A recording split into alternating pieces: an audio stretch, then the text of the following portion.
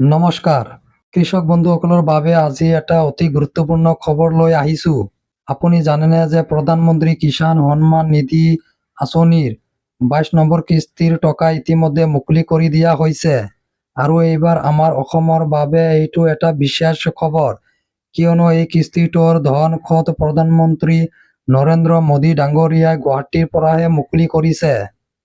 শেহতীয়া আপডেট অনুসৰি যোৱা 13 মাৰ্চ 2026 তাৰিখে গুৱাহাটীৰ পৰা প্ৰধানমন্ত্ৰীয়ে দেশৰ প্ৰায় 9.5 কোটি কৃষকৰ একাউণ্টত 21,000 কোটিতকৈও অধিক টকা ডিবিডিৰ যোগে হস্তান্তৰ কৰিছে।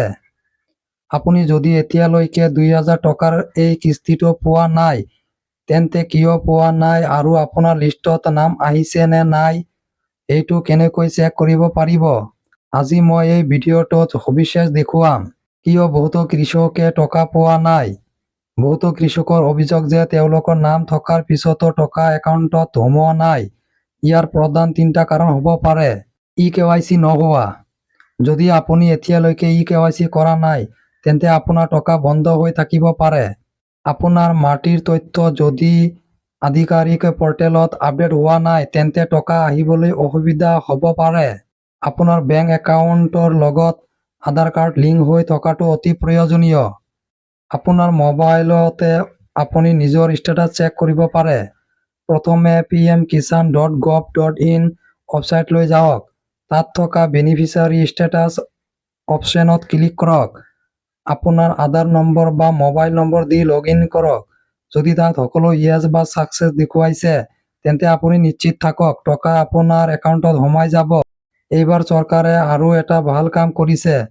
ভাৰত বিস্তাৰ নামৰ এটা AI প্লেটফৰ্ম আৰম্ভ কৰিছে, যাৰ জৰিয়তে আপুনি নিজৰ ভাষাতেই খেতি সম্পৰ্কীয় বা এই আঁচনিৰ সম্পৰ্কীয় যিকোনো প্ৰশ্ন ফোনৰ জৰিয়তে সুধিব পাৰিব। গতিকে কৃষক বন্ধুসকল, পলম নকৰি আপোনাৰ ষ্টেটাছটো এবাৰ চেক কৰি লওক।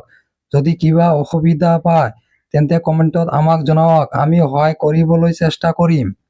আজিৰ ভিডিঅ'টো যদি সহায়কাৰী বুলি ভাবিছে, তেন্তে লাইক কৰক আৰু আন কৃষক বন্ধুসকলৰ লগত শ্বেয়াৰ কৰক।